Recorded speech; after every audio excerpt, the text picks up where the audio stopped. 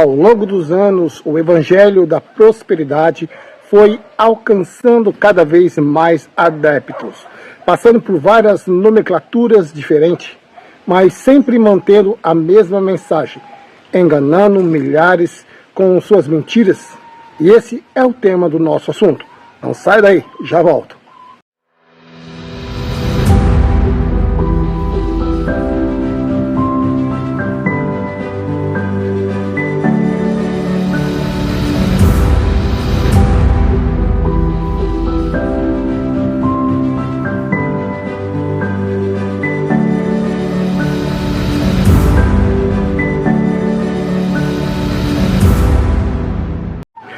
Bom dia, boa tarde ou boa noite. Não sei que horas que você vai assistir esse vídeo, mas que a graça do Senhor Jesus Cristo esteja com todos vocês a qualquer momento. Amém?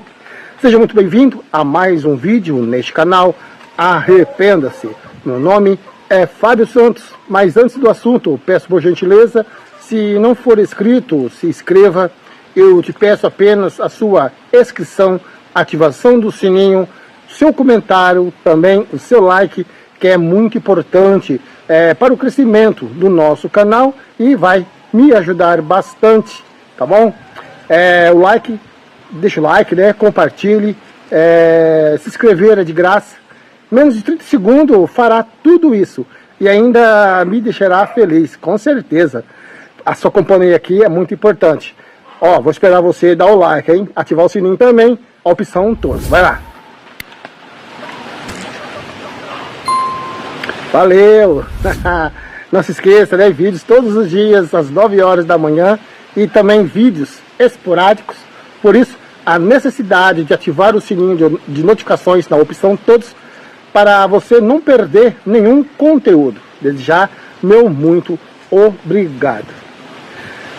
Começo esse vídeo partilhando e concordando com a opinião de John Piper sobre o assunto. Por isso, digo com todas as letras que eu odeio, né? Não gosto desse evangelho da prosperidade. Não há algo tão asqueroso e enganoso na igreja cristã do nosso país do que essa praga que entroniza Mamon e pressupõe que pode rebaixar o Deus soberano a um servidor de milagres e bênção. Tolo engano. O Senhor continua soberano e todo-poderoso, pois o Evangelho da Prosperidade, também chamado Evangelho da Saúde, da Riqueza, Evangelho Determínio ou Rendifique, o Evangelho da Ganância, é uma das ênfases que mais cresce nas igrejas nos dias de hoje, nas igrejas contemporâneas, inicialmente, proeminente em igrejas pentecostais e carismáticas. Agora está disseminando por várias denominações e tradições eclesiásticas. O Evangelho concentra-se basicamente em posses materiais, bem-estar físico e sucesso dessa vida, que inclui principalmente recursos materiais abundantes, saúde, roupas, casas, carro, promoções do trabalho, sucesso no negócio, bem como outras ambições da vida. Esse Evangelho afirma que os crentes, os cristãos, têm direito às bênçãos da saúde e da riqueza e que pode obter essas bênçãos mediante confissões positivas de fé e do semear e colher pelo pagamento dos fiéis, dos dízimos, das ofertas e por aí vai. O volume da aquisição material e do bem-estar é muitas vezes equiparada à aprovação divina, embora a Bíblia afirme que Deus se importa com o seu povo, abençoando e suprindo as suas necessidades, e embora haja formas legítimas de trabalhar para suprir essas necessidades. Esse Evangelho muitas vezes faz da busca por bens materiais e do bem-estar físico um fim em si. As Escrituras são sempre aplicadas e às vezes mal interpretadas ou manipuladas para promover a ênfase central do Evangelho da Prosperidade. No Evangelho da Prosperidade, também conhecido com a palavra religião, palavra de fé, o fiel é encorajado a usar Deus, enquanto a verdade de cristianismo bíblico é justamente ao contrário. Deus usa o fiel, a palavra de fé ou teologia da prosperidade, enxerga o Espírito Santo como um poder a ser usado para qualquer coisa que o cristão queira alcançar. O movimento do Evangelho da Prosperidade muito se parece com a ganância tão destrutiva que infiltrou na igreja primitiva. Paulo e os outros apóstolos não tentaram conciliar sua teologia com as dos falsos mestres que tentaram propagar tal heresia. Eles os edificarem como mestres falsos e perigosos e muito encorajam os cristãos a evitá-los. Paulo então advertiu a Timóteo sobre esse assunto: contendas de homens corruptos de entendimento e privados da verdade, cuidando que a piedade seja causa de ganho. Aparta-te dos tais, mas os que querem ser ricos caem em tentação, em laço, em muitas concupiscências loucas e nocivas que submergem os homens na perdição e na ruína. Porque o amor ao dinheiro é raiz de toda espécie de males, e nessa cobiça alguns se desviam da fé e se transpassaram a si mesmo com muitas dores. Mas tu, ó homem de Deus, foge dessas coisas e segue a justiça, a piedade, a fé e o amor, e também a paciência e a mansidão. 1 Timóteo 6, 5, do 9 ao 11. Cristo nunca pregou nada que se assemelhasse ao que vemos hoje. Ele nunca disse que seríamos abastados financeiramente. Nunca disse que era a promessa de Deus nos dar mais do que comida, bebida e roupa. No entanto, é claro que eu creio que Deus pode nos dar muito mais do que isso, porém, não é o que promete a todos. Devemos receber qualquer coisa além das necessidades básicas, como bênção e resultado do amor dele por nós.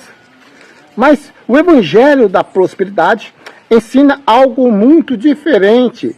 Tantas e tantas pessoas em nosso país estão sendo enganadas nesse Evangelho da Prosperidade, achando que servem a Deus, mas servindo a um demônio chamado riqueza, dinheiro, mamon. Quando alguém chama pessoas para virem a Cristo, porque Ele resolverá os problemas financeiros, porque Ele vai tirar da miséria, porque Ele vai reverter a falência, porque Ele vai dar tudo de bom e do melhor, porque Ele vai dar 100 vezes mais do que foi ofertado em uma fogueira santa, por aí vai, porque Ele vai prosperar a empresa e vai fazer com que seja respeitado, porque Ele vai mudar as condições do desempregado para empresário de sucesso, porque Ele vai mudar a sua vida financeira. Além de tantas outras coisas absurdas que me custariam muito espaço e em detalhar, os que atendem esse chamado não estão vindo ao Evangelho verdadeiro, que é escandaloso, que não é compreensível e desejável ao homem natural. Estão vindo a um falso evangelho, prontos a serem novos discípulos de Mamon. Como é triste ver pessoas todos os dias na televisão pregando esse lixo e fazendo com que essa mentira abominável seja passada ao país como o evangelho de Jesus Cristo. É algo que deveria fazer todos os cristãos verdadeiros sofrerem e principalmente moverem-se a julgar pela palavra e ir contra este erro. Muitas pessoas estão indo diretamente ao inferno, mesmo indo à igreja mais de 3 vezes por semana, participando de campanhas e mais campanhas, estão cegas e achando que enxergam, dizem salvas, mas não sabem nem sequer que estão sendo salvas, acham que foram salvas da miséria, não têm a mínima ideia da depravação humana, da justiça de Deus, satisfeita em seu Filho, para que um Deus santo pudesse perdoar os pecadores. Não sabe e nunca experimentaram o arrependimento verdadeiro. Não sabe que Deus em Cristo nos salva dele mesmo e da sua ira. Esses pastores, esses líderes, esses mentirosos, ajuntam tesouros na terra e ainda fazem as pessoas acreditarem que isso é um sinal de bênção de Deus. São como os fariseus aos quais Jesus dirigiu palavras de reprovação. Esses lobos em pele de cordeiro não entra no reino de Deus e não permite que as pessoas também entrem. São guias cegos, cegados pelo diabo, guiados pelo seu Deus Mamon, por meio dessa aberração chamado Evangelho da Prosperidade. Meus caros amigos, é uma vergonha o que vemos em nosso país como cristão.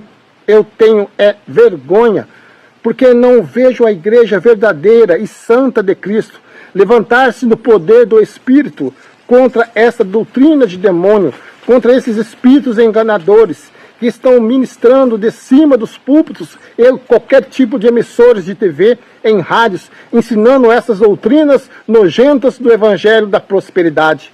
Não estou aqui dizendo que não existem vozes de Deus. Creio que existe sim em muitos de 7.000, que não se dobraram a Mamon, Baal de nossos tempos. Todavia, creio que precisamos gerar em oração diante do Senhor um avivamento de palavras de poder que coloque esse país de cabeça para baixo, assim como a igreja primitiva fez com o mundo antigo.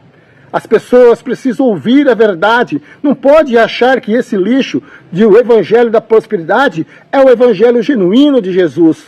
E para isso, Deus conta comigo e com você que lê, que me ouve, que me assiste esse vídeo. Por isso peço que divulgue o máximo que puder.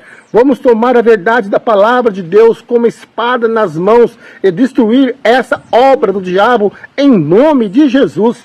Só a verdade da palavra de Deus pregada com autoridade pode libertar. Preguemos, anunciemos o verdadeiro evangelho, que assim como diz Paul West, ensina que a pessoa tem que vir a Cristo por causa de Cristo e de nada mais. Todo o restante das bênçãos é consequência de amor do Senhor para conosco. E para você que está me assistindo, vendo este vídeo e chegou até aqui com raiva de mim por crer nessas doutrinas falsas do Evangelho da Prosperidade, me perdoe, pois minha intenção não é te ofender, mas também não tenho compromisso em te agradar. Tenho de agradar ao Senhor Jesus. Infelizmente, não posso te convencer, apenas o Espírito Santo pode, e ele faz isso segundo a soberania de Deus. Mas se você tem crido neste engano e chegou até aqui com algo gritando em seu coração, se essa palavra entrou em você, provavelmente Deus está abrindo os seus olhos. A sua mente pode estar reclamando, todavia seu coração está ardendo. Então vá para a Bíblia, leia os Evangelhos, leia o Novo Testamento e o Senhor completará a obra na verdade e a verdade te libertará. Você verá que o Evangelho da Prosperidade não se sustenta diante de uma leitura simples e sincera das Escrituras. Apesar de ser considerado um problema recente, a doutrina da prosperidade financeira é praticamente tão antiga quanto o próprio surgimento da igreja. Por causa disso, o apóstolo Paulo escreveu o seguinte texto: se alguém ensina alguma outra doutrina e se não conforma com as sãs palavras do nosso Senhor Jesus Cristo e com a doutrina que é segundo a piedade, é soberbo e nada sabe, mas delira acerca de questões e contendas de palavras das quais nascem invejas, porfias, blasfêmias, ruínas, suspeitas, perversas, contendas de homens corruptos de entendimento e privado da verdade, cuidando que a piedade seja causa do engano. Apartai-vos de tais. Mas é grande ganho a piedade com contentamento. Porque nada trouxemos para este mundo e manifesto é que nada podemos levar dele. Se alguém vai a Cristo por causa dos bens que ele pode oferecer e não por causa dos próprios Senhor Jesus, está cometendo o mesmo erro daquelas pessoas que atravessaram o mar apenas por causa de pães que foram multiplicados. Bem, à luz da teologia da prosperidade, podemos considerar os apóstolos, então, uns homens fracassados. Pedro não tinha ouro nem prata para ajudar o pobre homem coxo colocado à porta do templo para pedir esmola, lá em Atos 3, 1 ao 6. Paulo enfrentou até mesmo a fome, certamente, porque em algum momento lhe faltou dinheiro para comprar comida. Sem dúvida alguma, ele sabia o que era ter uma abundância e também o que era passar fome. Filipenses 4:12.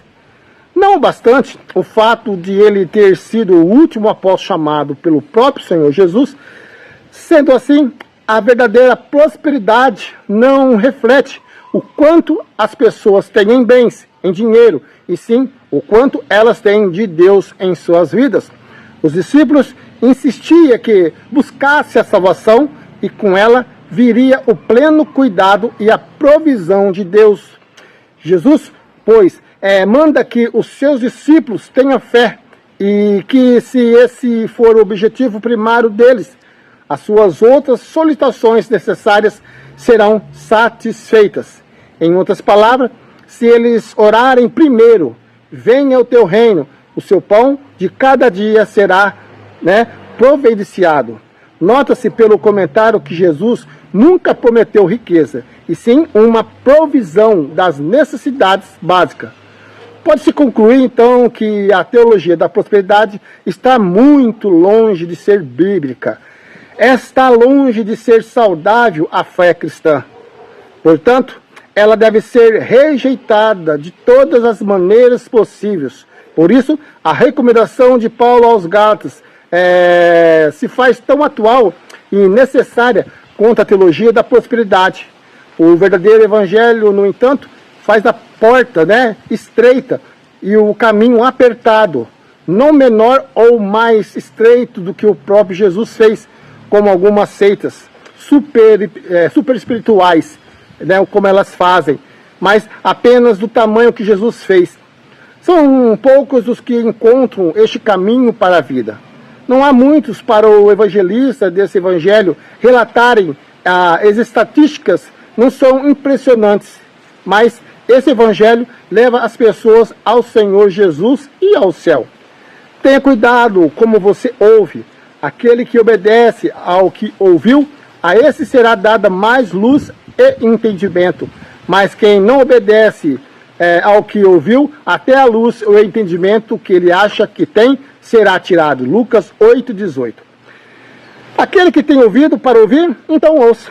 Tá? Fico por aqui. Até o próximo vídeo, se assim Deus me permitir.